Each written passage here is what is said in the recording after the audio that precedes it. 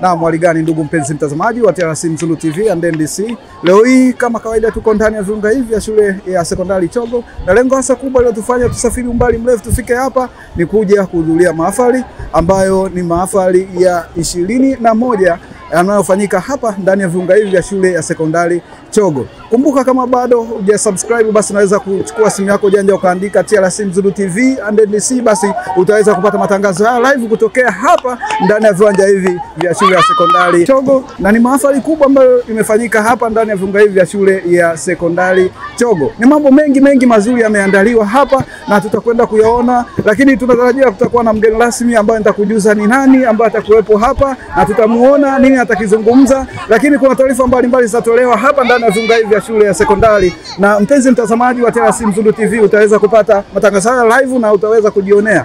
Cha msingi ni kwamba kama bado hujasubscribe basi unaweza kuchukua simu yako janja ukaandika TRC Mzulu TV, basi utaweza kupata matangazo haya live kutokea hapa ndani ya viunga hivi vya shule ya sekondari Chogo. Wanafunzi, walimu na wazazi.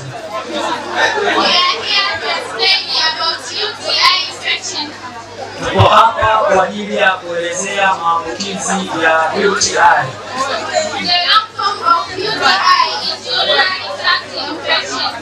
Kirefu cha neno UTI ni maradhi yanayoambukizwa kupitia mfumo wa mkojo. UTI is an infection in any part of the urinary system. UTI ni maambukizi ambayo yanaenda kuathiri sehemu zozote za mfumo wa mkojo. It can be an infection in the kidney, bladder, ureters, or urethra. It can be infection of urethra, bladder, and urethra. Kwamba huu ugonjwa wa UTI unaweza ukawa maambukizi ya sehemu zifuatazo kama kidney. Kwenye mchoro wetu tunaona kidney imebi located zipo mbili, kwa tuna left kidney na tuna right kidney. Kwa hiyo kwenye sehemu ya figo ni moja ambayo inaweza kupelekea sababu ya ugonjwa wa mkojo, inaweza kutokea katika sehemu zifuatazo katika mwili wa binadamu. Sehemu ya kwanza tunaona katika kidney, sehemu ya pili tunaona katika urethra ambao ni mfereji unaopitisha mkojo kutoka kwenye figo kwenda kwenye kibofu cha mkojo. Pia anatuambia kwamba inatokea katika urinary bladder, ambayo urinary bladder hichi ndio kibofu cha mkojo chenyewe. Kwa hiyo kupitia hiyo part ya mwili unaweza ukapata maambukizi ya UTI. Pia katika sehemu ya chini ambayo ni sehemu ya urethra. Women experience more infection of UTI because they have short urethral pathways than men. Kwamba wasichana wanaonekana au jinsia ya kike inaonekana kwamba ndio wenye maambukizi kwa kiasi kikubwa ya UTI. Yote imesababishwa kwa sababu wao wanakuwa mrija wao kupitisha mkojo ni mfupi kuliko mrija wa wanaume, ambao mrija wenyewe tunaita urethra, ambao ndio uko hapo chini katika huo mchoro wetu.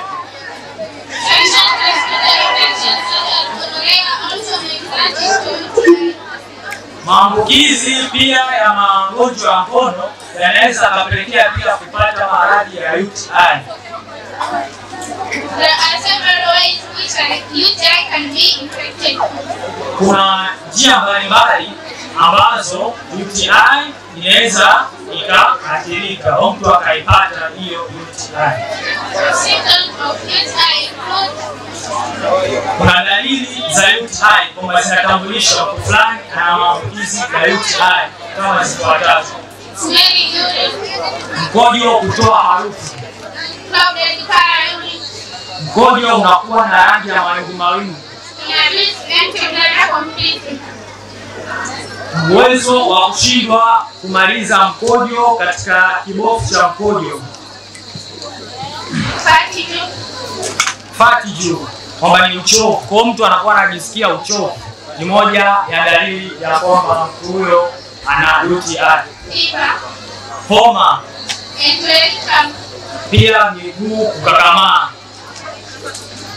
Apart from symptoms that are effective of UTI include Ukiachana na dalili za UTI, pia kuna madhara yake, kwamba madhara ya maambukizi ya UTI. Untreated UTI may need to be treated. Kwamba maambukizi au athari ya kwanza anayoipata mtu mwenye maambukizi ya UTI kwamba kufeli kwa figo. Another effect of UTI in pregnant women is premature birth or delivering infants slow rate.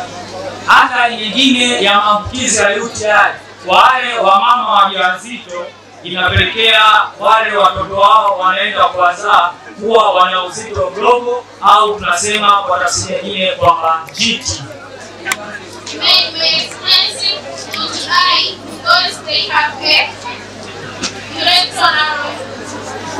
Wanaume wanaenda kupata athari ya UTI kwamba ile njia yao au mrija yao wa kupitisha mkojo kutoka kwenye mwili kwenda kwenye nje inakuwa nyembamba, inabana. Ndio maana kwa mtu mwenye maambukizi ya UTI pia anapojoa anapata maumivu makali. There are several ways which a person can avoid UTI.